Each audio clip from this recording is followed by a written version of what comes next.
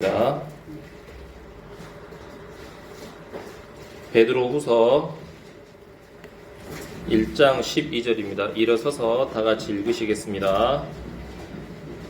그러므로 비록 너희가 이것들을 알고 현재의 진리에 굳게 서 있을지라도 너희가 항상 그것들을 기억하게 하는 일에 내가 게으르지 아니하리라. 기도드리겠습니다. 하나님 아버지, 오늘은 우리가 하나님을 기억하는 일에 대해서 또 말씀을 교제하고자 합니다. 또 우리 모두 마음속에 하나님 듣는 귀를 또 활짝 열어주시고 또 그 귀를 통해 들려지는 우리 귀한 말씀의 양식이 또 우리 마음 안에 잘 자리 잡아서 우리가 삶을 살아가는데 위로와 소망을 얻을 수 있도록 주님 은혜 베풀어 주시옵소서. 감사를 드리며 살아계신 우리 주 예수 그리스도의 이름으로 기도드렸습니다. 아멘.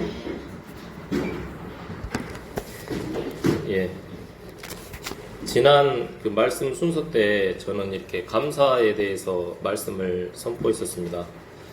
자, 하나님께서 우리를 위해 하신 일을 이렇게 깊이 생각하다 보면 이게 감사가 될 수밖에 없다는 내용으로 몇 가지 내용을 교제했었습니다. 오늘은 이제 우리가 기억해야 하는 것이 무엇인지에 대해서 이제 교제해보고자 합니다. 자, 기억한다는 것은 그 과거에 있었던 일을 다시 생각해내는 겁니다. 기억나는 것도 있지만 이제 잊혀져서 전혀 기억나지 않은 것들도 있습니다. 사실 살면서 그 겪었던 모든 일을 선명하게 기억하며 산다는 것은 정말 이렇게 고통스러운 일이에요. 잊어야 할 일들은 그냥 잊어버리고 이제 더 나은 현재와 미래를 위해서 열심히 성실히 살아가는 게 훨씬 더 이득일 때가 많습니다. 하지만 이제 우리 구원받은 그리스도인들에게 있어서는 절대 잊어서는 안 되는 항상 기억해야 할 것이 있는데 바로 이렇게 참 하나님이신 우리 주 예수 그리스도 또 그분이 우리를 위해 행하신 일들을 늘 이렇게 기억해야 됩니다. 이것이 이제 성도의 삶이고 거룩히 구별된 자의 삶이기 때문입니다. 네, 그렇다면 기억한다는 것을 구체적으로 설명하자면 어떻게 이야기할 수 있냐면 레위기로 넘어가 보겠습니다. 베드로후서는 놔두시고요. 레위기로 쭉 넘어가서 20장 25절을 한번 보시겠습니다.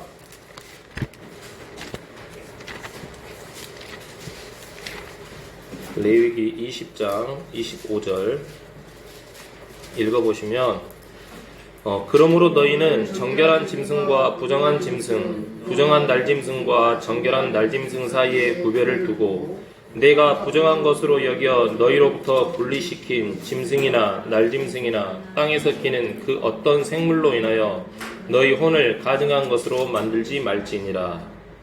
성경에는 이렇게 정결한 짐승과 부정한 짐승을 이렇게 구분하고 있고 정결한 짐승은 먹어도 되는데 이렇게 부정한 짐승은 먹지 말라고 이렇게 명령하십니다. 부정한 짐승을 먹으면 그 사람의 혼이 방금 읽었던 말씀처럼 가증한 것으로 되기 때문입니다. 자, 그렇다면 먹을 수 있는 정결한 짐승의 종류는 무엇이냐? 앞으로 넘기셔서 레위기 11장 2절을 한번 보시겠습니다. 레위기 11장 2절 3절 읽어보시면 이스라엘 자손에게 말하여 이르라 땅 위에 있는 모든 짐승 가운데서 너희가 먹을 짐승은 이러하니라. 짐승 가운데서 굽이 갈라져 쪽발이며 되새김질하는 것은 무엇이든지 너희가 먹되. 자, 방금 읽었던 이 레위기 11장 2절 3절 말씀에 적합한 동물들이 소나 양이나 염소입니다. 이런 것들은 굽이 갈라져서 쪽발입니다. 자, 굽이 갈라졌다는 거예요. 자, 되새김질하는 또 이것들은 되새김질하는 짐승이기 때문에 정하기 때문에 무엇이든지 먹어도 된다고 합니다. 그렇다면 이 굽이 갈라진 쪽발인 상태 그리고 되새김질하는 이 특징은 무엇을 의미하냐면 자, 굽이 갈라졌다는 것은 무슨 뜻이죠? 쪼개졌다는 거, 분리된 상태를 말하는 거예요. 그러니까 갈라진 그 굽이 갈라진 쪽발은 이 성도가 세상에서 분리되어야 한다는 것을 의미합니다. 그러면 우리는 세상과 분리된 사람입니까? 그렇지 않은 사람입니까? 우리는 분리된 사람입니다. 그리고 우리는 이렇게 구원받은 성도들로서 우리 안에 있는 육신의 성품하고 하나님의 성품이 분리되어야 한다는 것을 의미해요. 그리고 우리의 몸과 혼이 그리스도의 할례로 분리되어 있다는 것을 의미하는 겁니다. 자, 그리고 되새김질 한다는 것은 자, 또 무슨 의미냐? 자, 되새김질은 이제 초식동물들 중에서 일부가 보이는 그런 육체적 현상인데, 그것은 한 번 먹은 음식을 어떻게 해서요? 다시 토해내서 다시 씹는 거예요.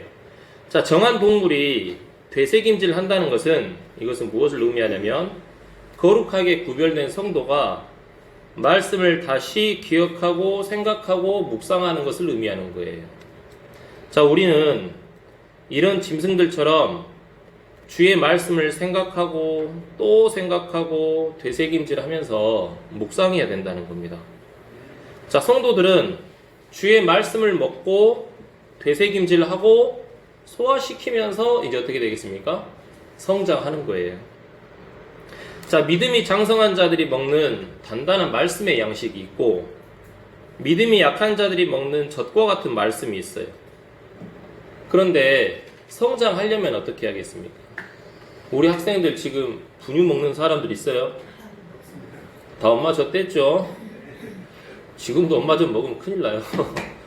지금 이렇게 자라날 수 있던 이유는 엄마 젖을 떼고 여러 가지 단단한 음식을 많이 먹고 자랐기 때문에 이렇게 자란 거예요. 그러니까 우리 성도들도 믿음이 성장하려면 그런 젖과 같은 말씀을 떼고 이제 단단한 음식을 먹어야 돼요. 그런데 그게 한꺼번에 한 번에 됩니까? 먹은 대로 바로바로 소화돼요? 아니에요. 모든 단단한 말씀의 양식이 우리가 딱 들었을 때 우리 마음에 소화되고 바로 내 것이 되는 게 아니라는 거예요. 그러면 어떻게 하겠습니까? 그렇기 때문에 말씀을 반복해서 기억하고 생각하는 되새김, 반복적인 묵상이 필요한 겁니다. 그렇죠? 우리에게는 그 되새김이 꼭 필요한 거예요. 지금 나에게는 당장 어려운 말씀이고 내가 받아들일 수 없지만, 그렇다고 해서 이게 내팽개쳐지고 나와 상관없는 말씀으로 여기면 안 되고 그거를 또 계속 생각을 해야 된다는 거예요. 그래야지 그 과정을 통해서 이게 소화가 되고 내 것이 된다는 겁니다. 이런 면에서 우리는 무엇보다 정말 우리 주 예수 그리스도를 깊이 묵상을 해야 됩니다. 자, 히브리서 3장 1절 한번 또 넘어가 보시겠습니다. 히브리서 3장 1절입니다.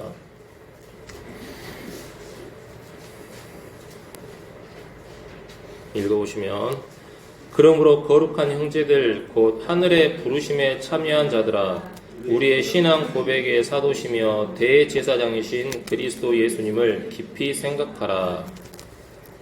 자, 예수님을 깊이 한번 생각해 보십시오. 예수님이 우리를 위해 무슨 일을 행하셨는지, 그리고 예수님은 지금 무엇을 하고 계실까, 이렇게 깊이 한번 생각해 보시라는 거예요.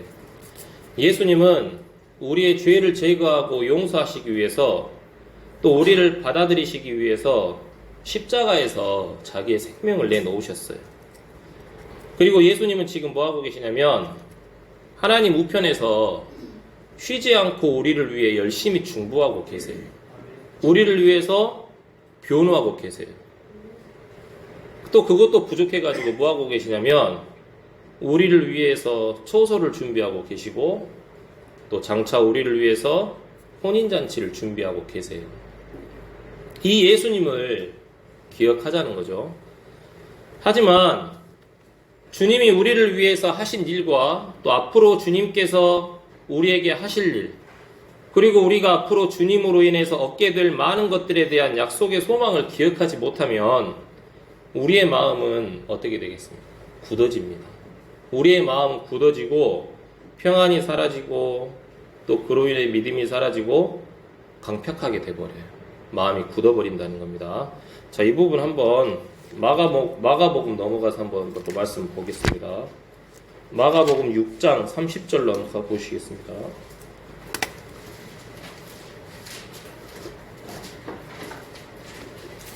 (30절에서) (44절까지) 읽어볼까요? 네. 한번 읽어보시겠습니다. 제가 그냥 하려고 했는데 30절부터 44절까지 읽어보겠습니다. 사도들이 같이 예수님께 모여 모든 것, 즉 자기들이 행한 것과 가르친 것을 다 그분께 고하매 그분께서 그들에게 이르시되 너희는 따로 외딴 곳에 가서 잠시 쉬라 하시니 이는 오고 가는 사람이 많아 그들에게 먹을 겨를도 없었기 때문이더라.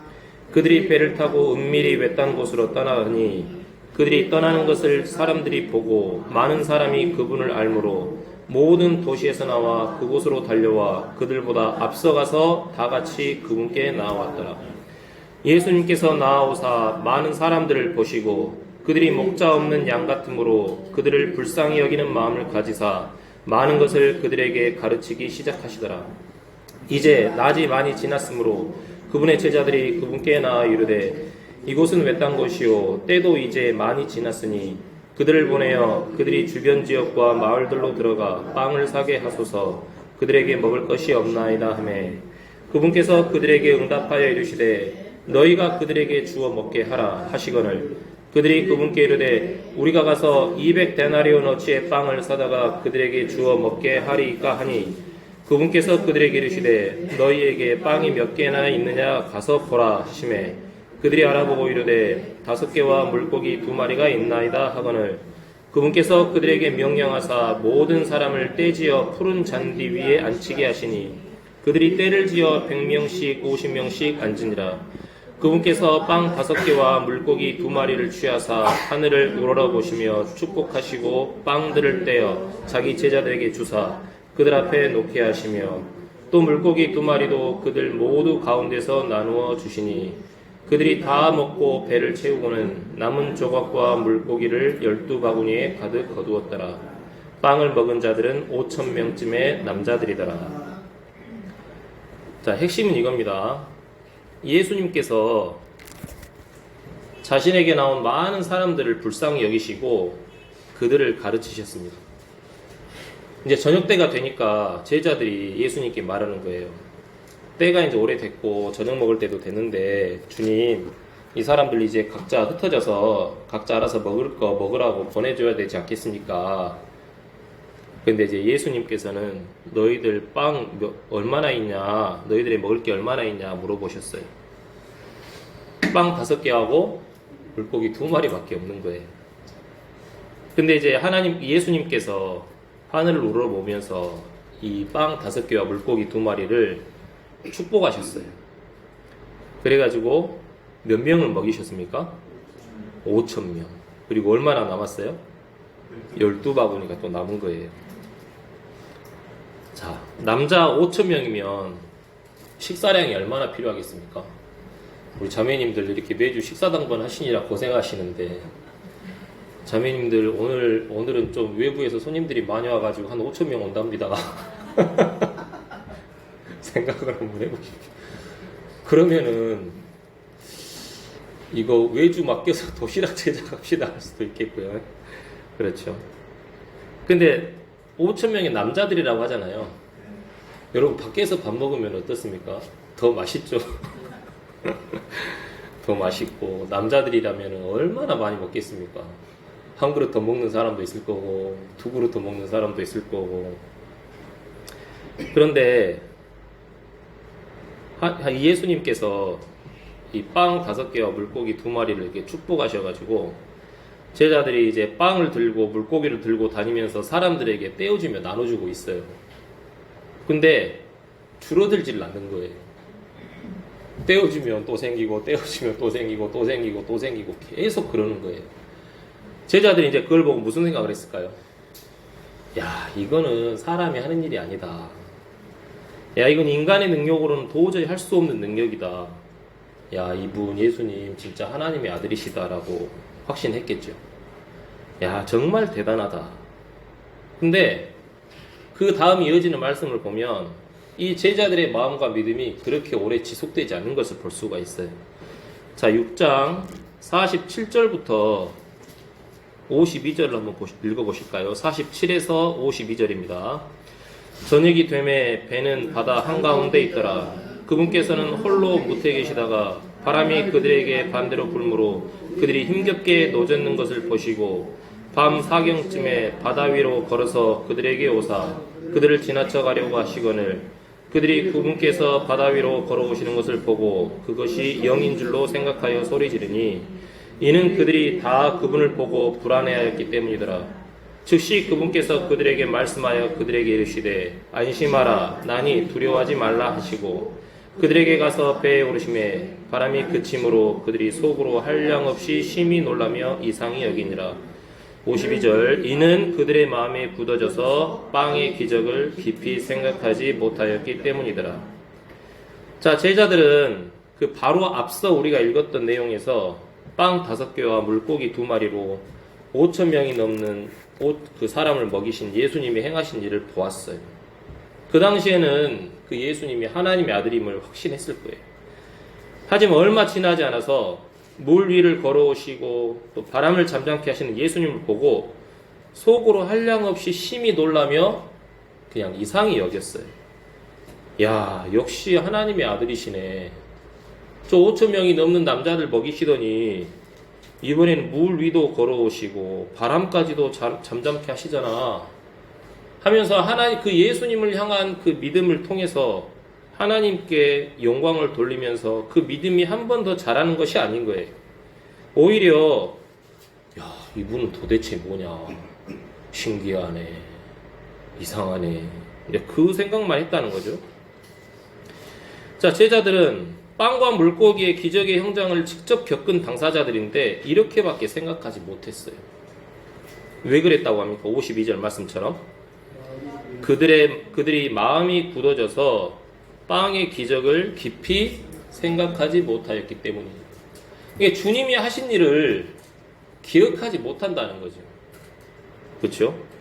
예수님께서 하신 일을 깊이 묵상하지 않았기 때문에 또 그로 인해 그들의 마음이 굳어져 버렸기 때문에 그 제자들은 방금 우리가 읽었던 그 마가복음 45절에서 52절 그 말씀처럼 이렇게 했다는 거예요.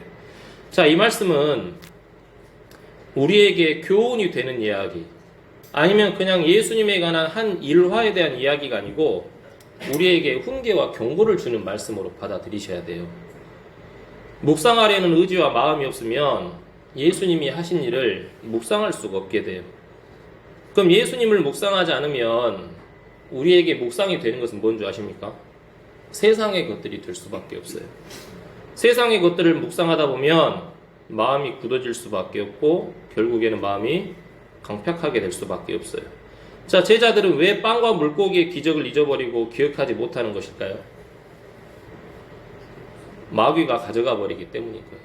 자, 마가복음 4장으로 또 넘어가 보실까요? 앞장 4장 14절에서 20절을 한번 읽어보시겠습니다.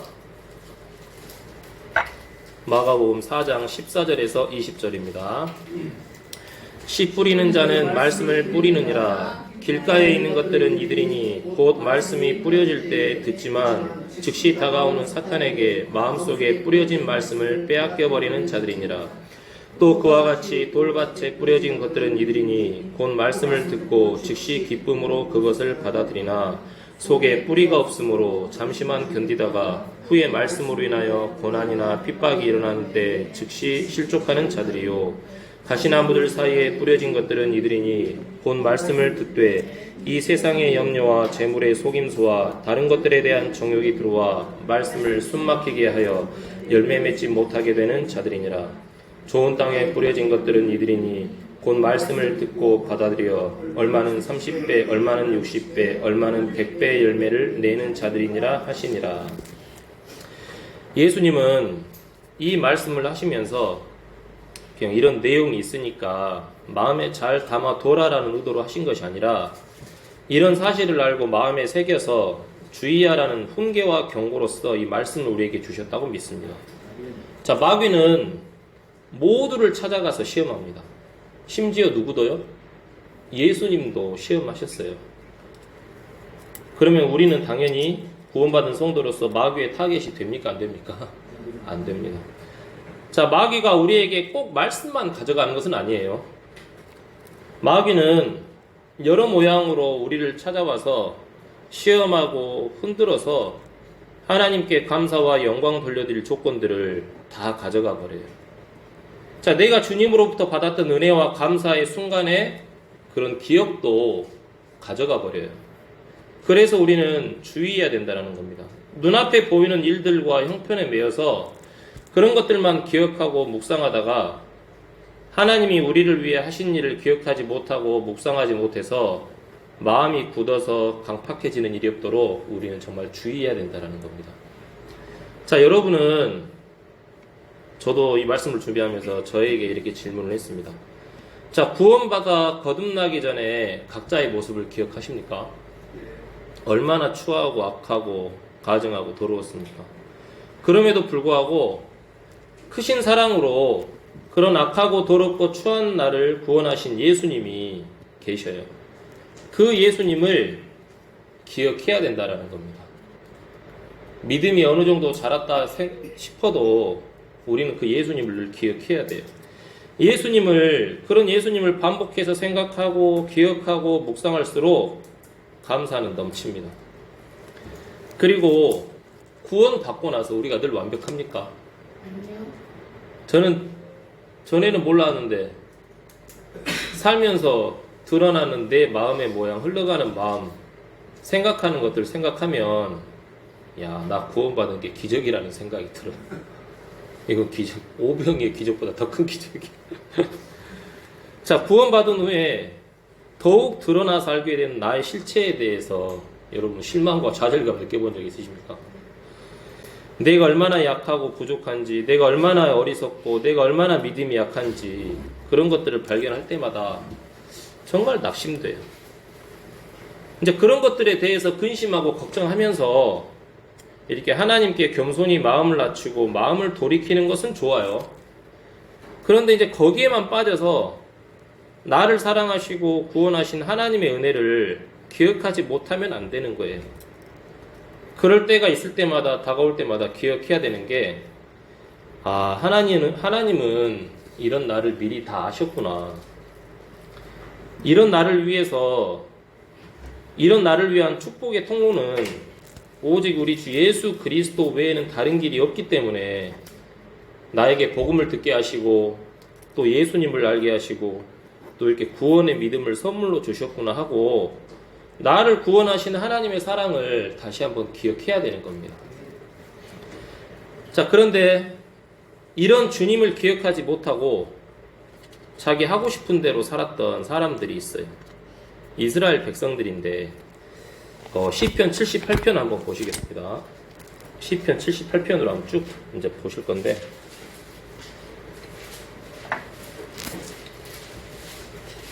일단 78편 펴놓으시면 됩니다. 자, 이스라엘 백성들은 한번 집에 가서 한번 또 읽어보시고 이따가 한번 읽어보셔도 되고요. 78편 이제 내용이 이건데, 자, 이스라엘 백성들은 하나님의 보호 아래 광야에서 40년을 보냈어요. 하나님은 이스라엘 백성들을 낮에는 구름 기둥으로 밤에는 불 기둥으로 보호하시고 인도하셨어요. 40년 동안 그들의 옷과 신발이 갈아지지를 않았어요. 또 만나로 반석의 물로 메추라기들로 그들을 먹이셨어요. 하지만 그들의 마음에는 그런 하나님을 기억하지도 않았고 감사해 하지도 않았어요. 자, 10절 한번 보시겠습니까?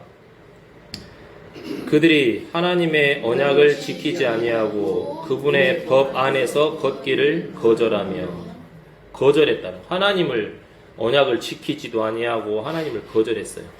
11절 그분께서 행하신 일들과 그들에게 보이신 이적들을 잊었도다. 17절로 가시면요, 여전히 그들은 광야에서 지극히 높으신 일을 노엽게 함으로 그분께 더욱 죄를 지었도다. 18절도 보십시오. 또 그들이 자기 욕심대로 먹을 것을 구하여 자기 마음속에서 하나님을 시험하였으니. 19절 그들이 하나님을 대적하며 말하여 자, 다시 읽겠습니다. 19절 참으로 그들이 하나님을 대적하며 말하여 이르기를 하나님이 광야에서 상을 준비할 수 있으리로 하였더라. 22절 한번 보시겠습니다. 22절 이는 그들이 하나님을 믿지 아니하며 그분의 구원을 신뢰하지 아니하였기 때문이로다. 하나님이 택한 이스라엘 백성들이 보인 하나님에 대한 태도입니다. 읽었던 그 말씀들 제가 핵심만 읽어보면은 그들은 하나님의 언약을 지키지 않고 그분의 법 안에서 걷기를 거절했고 하나님이 행하신 이적들을 잊었고 하나님께 더욱 죄를 지었고 심지어 하나님을 시험했고 하나님을 대적하며 말았고 하나님을 믿지 아니했고 또 그분의 구원을 신뢰하지도 않았어요. 자, 이런 사람들을 향해서 우리 인간적인 기준으로 따지면 하나님은 당연히 뭐 해야겠습니까? 심판해야겠죠.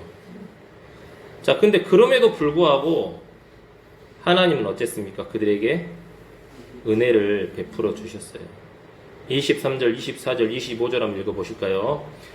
그럼에도 그분께서 위로부터 구름들에게 명령하시며 하늘의 문들을 여시고 그들에게 만나를 비같이 내려 먹게 하시며 하늘의 곡식을 그들에게 주시매 사람이 천사들의 음식을 먹었으며 그분께서 그들에게 먹을 것을 풍족히 보내셨도다.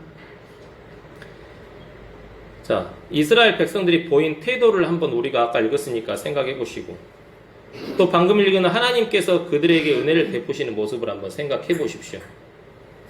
정말 큽니까? 크지 않습니까? 이것은 어떻게 말로 설명이 안 되는 은혜인 거예요. 하나님의 긍휼의 풍성하심. 이스라엘 백성들은 비록 하나님을 업신여기고 대적하고 믿지 않고 거절하고 죄를 지었지만 하나님은 그럼에도 불구하고 그들에게 은혜를 베푸셨어요. 근데 이런 하나님의 보호심과 사랑과 은혜가 있음에도 불구하고 이스라엘 백성들은 여전히 이런 하나님을 기억하지 않았어요. 묵상하지도 않고 감사해하지 않고 오히려 불평했어요. 자, 시편 78편 표신 곳 30절에서 32절을 한번 읽어보겠습니다. 30에서 32절까지. 그러나 그들이 자기 욕심에서 떠나지 아니하므로 그들의 먹을 것이 아직 그들의 입에 있을 때에 하나님의 진노가 그들에게 임하여 그들 중에 가장 살진 자들을 죽이시고 이스라엘 중에서 택한 사람들을 쳐서 넘어뜨리셨도다. 이 모든 일에도 불구하고 그들은 여전히 죄를 짓고 그분의 놀라운 일들에도 불구하고 믿지 아니하였으니. 백성들은 죄를 지었어요. 그래도 하나님은 사랑을 보이셨어요. 그런데에도 불구하고 이스라엘 백성도 또 어떻습니까? 여전히 죄를 짓고 하나님을 믿지 않아요. 이제 하나님께서 어떤 일을 행하시느냐? 33, 34절을 한번 읽어보시겠습니다. 그러므로 그분께서 그들의 날들을 헛된 것 가운데서 소멸시키시며 그들의 횟수를 고난 가운데서 소멸시키셨도다. 그분께서 그들을 죽이실 때야 비로소 그들이 그분을 구하며 돌이켜서 일찍 하나님을 구하며 여쭙고 그랬습니다. 은혜를 베푸시는 하나님이 계심에도 불구하고 이스라엘 백성들은 여전히 죄를 짓고 욕심에서 떠나지 않았어요. 믿지 않았어요. 이제 이런 일들이 생기니까 이제 하나님께서 33절, 34절에서 하나님의 두려운 소멸의 심판을 그들에게 보냈어요. 그때야 이제 비로소 그들이 뭐 했습니까? 마음을 돌이키고 하나님을 구하고 하나님을 이제 기억하기 시작했다는 거예요. 놀라운 것은 하나님의 마음입니다. 33절에서 34절 이 말씀에서 분명히 하나님께서는 그들을 소멸하시는 두렵고 무서운 분이셨는데 34절 35절에서 이스라엘 백성들의 돌이키심을 보시고 백성들이 돌이키는 것을 보시고 다음과 같은 마음을 보이셨다는 거예요. 자, 근데 그 이스라엘 백성들의 돌이킴은 36절 37절을 보시면 완전한 돌이킴은 아니었어요. 그럼에도 그들이 조금이라도 이렇게 돌이키는 것을 보시고 하나님은 그들을 불쌍히 여기셨어요. 자, 38절, 39절, 40절 한번 읽어보시겠습니다. 그러나 그분은 동정심이 많으심으로 그들의 불법을 용서하시며 그들을 멸하지 아니하시고 참으로 여러 번 자신의 분노를 돌이키시며 자신의 모든 진노를 바라지 아니하셨으니 그들이 다만 육체에 지나지 아니하며 지나가고 다시 오지 아니하는 바람임을 그분께서 기억하셨도다. 그들이 얼마나 자주 광야에서 그분을 경록해 하고 사막에서 그분을 슬프게 하였던가 라고 되어 있습니다. 자, 우리 구원받은 성도들이 늘 순탄한 인생길을 걸으며 그렇게 사는 것은 아닙니다. 각자에게 여러 고난과 문제들, 마음을 짓누르는 것들이 있어요. 이것들은 마치 광야 사막에 이렇게 황량하고 척박한 조건들과 같아요. 하지만 그런 문제들, 어려움, 고난들 속에서도 우리를 인도하시고 보호하시는 하나님은 분명히 계십니다. 이스라엘 백성들이 광야를 지날 때 그들만 광야에 있었던 것이 아니에요. 하나님이 그들과 항상 함께 계셔서 그들을 먹이시고 입히시고 보호하시고 인도하신 것처럼 내가 볼 때는 내 인생이 비록 이렇다 저렇다 평가가 되고 불평이 될지 몰라도 이 광야 같은 인생을 살아갈 때 하나님은 분명히 우리와 함께 계셔요. 그리고 쉬지 않고 성실히 우리를 먹이고 입히시고 인도하시고 보호하고 계셔요. 자, 여러분 정말 감당하지 못할 어떤 문제나 어려움이 있으면 어떤 생각이 드십니까? 하나님 나와 함께 계시나? 이런 의문 들 때 있습니까? 하나님 나를 지키시나? 하나님 내 기도 듣고 계시나? 이런 생각이 들 때가 있을 거예요. 근데 이렇게 의심하는 생각을 하지 말아야 됩니다. 자, 우리가 분명히 말씀에도 보았듯이 광야에서 이스라엘 백성들을 그들과 분명히 함께 계시며 그들을 지키고 계셨듯이 어떤 문제와 어려움들이 우리에게 있음에도 불구하고 하나님의 지키심과 보호하심이 있으니까 우리가 이렇게 살고 있는 거예요. 자, 그런 하나님을 믿지 못하고 기억하지 못하고 불평 가운데 살면 그것은 우리가 아까 읽었던 시편 78편의 40절 말씀처럼 하나님을 경노하게 하고 슬프게 하는 일인 거예요. 자, 우리가 38절 39절 말씀처럼 우리가 다만 육체에 지나지 아니하며 지나가고 다시 오지 아니하는 바람임을 기억하시는 하나님께서는 어떠하시다고요? 40절 말씀처럼 38절 말씀처럼 동정심이 많으셔서 우리의 불법을 용서하시고 우리를 멸하지 아니하시고 참으로 여러 번 자신의 분노를 돌이키시며 자신의 모든 진노를 바라지 아니하신다는 겁니다. 우리는 사실 40절의 삶을 살 때가 참 많아요. 돌이켜보고 생각해보면 그때마다 우리가 34절, 35절처럼 완벽하진 않지만 우리가 또 하나님께 돌이키고 죄를 자백하고 은혜를 구할 때 38절, 39절에 나오는 그 하나님 덕분에 그 하나님의 은혜 덕분에 은혜로 우리가 이제 살고 있다는 겁니다. 그래서 오늘 본문 말씀처럼 이런 하나님을 기억하게 하는 일에 우리는 게으르면 안 되는 거예요. 누구에게 그래야 됩니까? 바로 가족들에게 그래야 되고 우리 지체들에게 그래야 되는데 최우선적으로 누구에게 하겠습니까? 나에게 해야 된다는 거예요. 가장 우선적으로 나에게 그렇게 해야 됩니다. 무엇보다 내 혼이 나를 기억하시고 나를 인도해 주시고 나를 보호해 주시는 하나님을 기억하고 하나님께 찬양하고 감사드리는 삶을 살아야 된다는 거예요. 자, 하나님을 기억하지 못한 이 광야의 이스라엘 백성들과 달리 이런 일을 열심히 한 믿음의 선진, 믿음의 성도가 있어요. 바로 아브라함과 다윗을 제가 이제 이야기할 건데, 자, 아브라함에 대해서 창세기 22장 2절을 한번 보시겠습니다. 창세기 22장 2절입니다.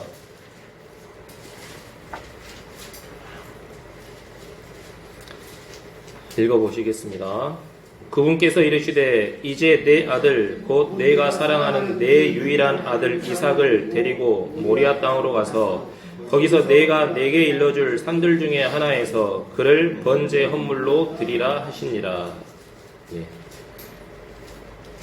어떻게 얻은 아들인데 물론 하나님이 주셨지만 번제로 드리라고 하네요.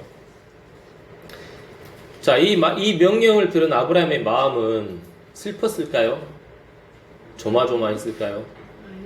하나님을 향해서 믿음이 확 죽었을까요? 의기소침했을까요? 자, 22장 5절을 한번 보시겠습니다. 아브라함이 자기 청년들에게 이르되 너희는 나귀와 함께 여기에 머무르라. 나와 아이는 저기에 가서 경배하고 너희에게 다시 오리라 하고는. 22장 2절 말씀대로 따르면 번제 헌물을 드리고 나면 누구만 내려와야 됩니까? 이제 아브라함만 내려와야 되잖아요. 근데 아브라함은 함께 동행한 청년들, 그 종들에게 말하기를 너희들 여기서 기다리고 있어. 이삭과 나는 하나님께 경배드리고 같이 내려올 거야. 그렇게 이야기하는 거예요. 아브라함은 하나님에 대한 믿음이 있었어요. 근데 그냥 있었겠습니까? 아브라함은 늘 기억하는 말씀이 있었어요. 그게 뭐냐면 창세기 17장 9절로 한번 넘어가 보시겠습니다. 창세기 17장 9절입니다.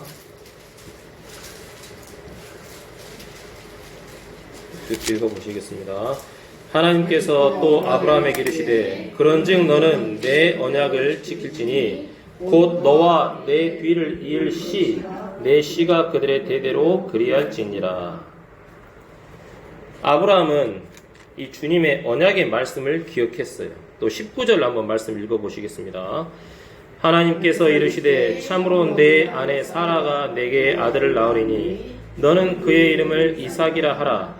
내가 그와 또 그의 뒤를 이을 그와 씨와 더불어 내 언약을 세워 영존하는 언약이 되게 하리라. 이삭을 번제로 드리라는 하나님의 명령이 있기 전에 하나님께서는 이 이삭에 대한 말씀을 언약으로 이렇게 주셨어요. 아브라함은 늘 이 말씀을 기억하며 살았어요. 그래서 하나님께서 아브라함에게 이삭을 번제 헌물로 드리라고 했을 때 그 말씀이 두려움이나 또 무서움이나 슬픔으로 다가왔겠습니까? 아닌 거예요. 그럼 아브라함은 어떤 마음으로 이것을 받아들였을까요? 22장 1절로 한번 보시겠습니까? 그 위에 어떤 소제목이 되어 있죠? 아브라함의 믿음 제어하긴. 1절 한번 읽어보시겠습니다. 이 일들 뒤에 하나님께서 아브라함을 시험하시려고 그에게 이르시되 아브라함아 하시니 그가 이르되 보소서 내가 여기 있나이다 하며. 아브라함을 시험하시려고. 이 아브라함이 내가 알려준 언약의 말씀을 기억하고 그것을 마음에 새겨 간직하고 있는지 아니한지 한번 확인해 봐야겠다 라고 이렇게 시험하신 거예요. 근데 아브라함은 딱 믿음이 있고 그 아브라함이 17장 9절 19절에서 하셨던 그 말씀을 늘 기억하고 이삭을 통해서 이런 놀라운 일들이 이제 일어나는구나. 그걸 늘 기억하고 묵상하고 사니까 하나님이 이렇게 아브라함을 시험했을 때 알겠습니다 하고 간 거예요. 전혀 두려움이나 슬픔이나 좌절이 없었어요. 그래서 청년들에게 말하잖아요. 나 아브라함과 내가 올라가서 모리아산 가가지고 하나님께 경배하고 같이 내려올 때가 여기 있어라 하고 말한 거예요. 자, 우리에게 어떤 일이 닥치고 어려움이 있을 때 슬프거나 좌절감이 들 수도 있겠지만 1차적으로 그럴 수도 있겠지만 하나님이 내게 약속하신 것을 한번 생각하고 기억해보고 묵상해보자는 거예요. 평소에. 아시겠죠? 하나님께서는 우리가 하나님을 사랑하시는지 말씀을 귀하게 여기시는지 지체들을 사랑하시는지 무엇보다 하나님을 우선에 두고 사는지 우리를 시험하실 때가 참 많아요. 그게 어떤 좋은 일들로 다가오는 게 아니라 어려움이나 고난으로 다가올 때가 많다라는 거예요. 그럴 때 우리가 이제 기억하자는 거죠. 하나님께서 내게 약속하신 것. 내가 하나님께 기도할 때마다 하나님께 내게 응답해 주시는 말씀으로 응답해 주신 것들을 기억하면서 이렇게 시험을 통과하자는 겁니다. 자, 그리고 다윗에 대해서 한번 살펴보면 다윗에 대해서는 그냥 말씀 몇 구절 찾아보는 걸로 해서 살펴보시겠습니다. 시편 20편 7절입니다. 20편 7절입니다.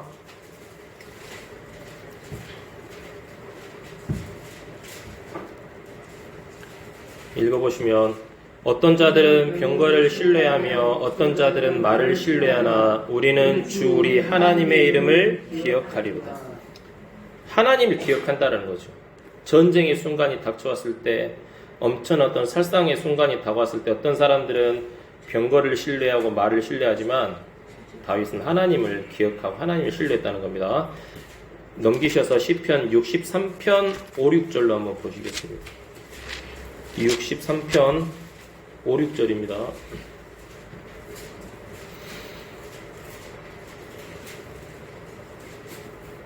읽으시겠습니다. 내 혼이 골수와 기름진 것으로 배부른 것 같이 만족하며 내 입이 기쁜 입술로 주를 찬양하되 내가 나의 침상에서 주를 기억하고 또 밤에 경점들을 보내면서 주를 묵상할 때에 그리하리이다. 내 혼이 골수와 기름진 것으로 배부르고 만족하고 내 입이 기쁜 입술로 주를 찬양하는데 그게 어떤 좋은 일이 생겨서 그런 게 아니고 6절 말씀 보시면 내가 밤에 경점들을 보내면서 주를 묵상할 때 그렇게 된다는 겁니다. 예. 그래서 우리도 이런 다윗처럼 내 마음이, 내 영혼이, 혼이 골수와 기름진 것으로 배부르고 만족하고 내 입이 정말 기뻐서 입술로 주님을 찬양하고 싶으면 주님을 늘 묵상하고 기억해야 된다는 겁니다. 시편 77편 11절입니다. 읽어보시면 내가 주께서 행하신 일들을 기억하리니 참으로 주께서 옛적에 행하신 이적들을 기억하리이다. 예. 다윗은 주께서 행하신 일들을 늘 기억한다라는 거예요. 옛적에 행하신 이적들을 기억한다라는 겁니다. 그렇게 일하신 주님께서 나에게도 일하시겠구나 하면서 늘 주님을 기억한다는 겁니다. 시편 119편 9절 119편 97절입니다. 119편 97절 오 내가 주의 법을 얼마나 사랑하는지요 그 법이 종일토록 나의 묵상이 되나이다. 종일토록 나의 묵상이 되나이다. 종일토록 기억했다는 거죠. 뒤로 넘기셔서 143편 5절 보시면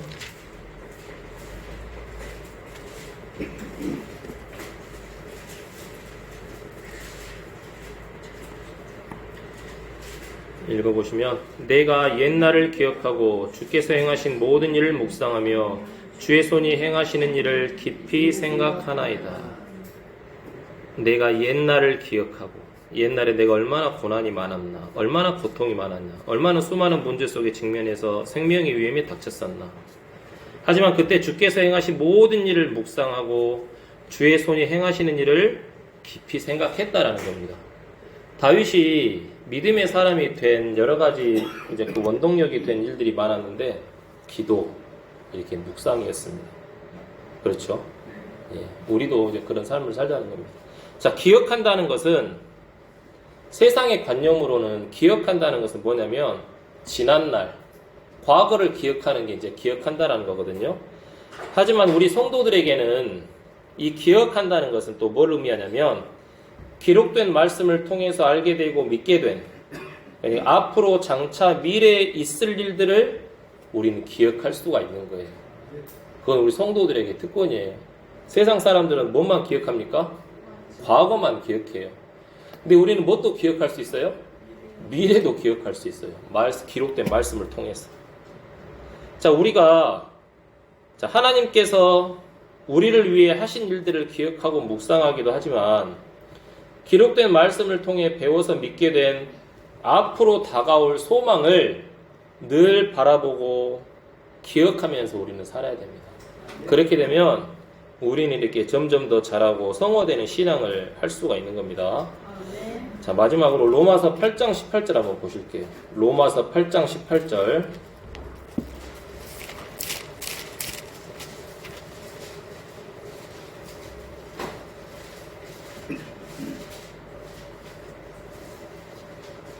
다 같이 크게 한번 읽어보시겠습니다. 내가 생각하건대 이 현 시대의 고난들은 앞으로 우리 안에 나타날 영광과 좋게 비교될 수 없도다. 사도 바울은 정말 고난을 많이 받는 삶을 살았어요. 근데 앞으로 자기 안에서 드러나게 될 영광을 늘 기억하며 살았어요. 그 영광을 생각해 보니까 사도 바울은 지금 내가 겪는 고난은 정말 아무것도 아니구나, 그렇게 생각하면서 힘을 냈다는 거예요. 자, 이 다가올 영광과 소망을 우리도 사도 바울처럼 기억하면서 현 시대의 고난을 잘 이겨낼 수 있도록 또 서로에게 진리를 기억하게 하고 또 스스로 이렇게 기억하면서 신앙을 해야 됩니다. 내가 많이 아플 때도 있고 약할 때도 있고 가난하고 믿음이 약하고 또 말씀에 대한 확신이 부족하고 또 자주 넘어지고 실족하더라도 이런 나를 위해서 죽으신 분이 계셔요. 이런 보잘것없는 나를 위해서 죽으신 분이 계신다는 거예요. 또 이런 보잘것없는 나에게 이런 내가 뭐라고 또 부활의 소망을 주신 분이 계셔요. 또 이런 나를 위해서 다시 살아나신 주님, 너희도 이렇게 다시 살아날 거야 하면서 그 부활의 샘플을 딱 보여주시려고 친히 살아나신 주님이 계신다는 거예요. 그런 주님을 생각하면서 우리가 이제 다시 힘을 내고 일어서서 감사함으로 우리가 이제 신앙을 해야 된다는 겁니다. 이게 이제 우리 성도의 삶인 겁니다. 오늘 말씀은 여기까지 하겠습니다.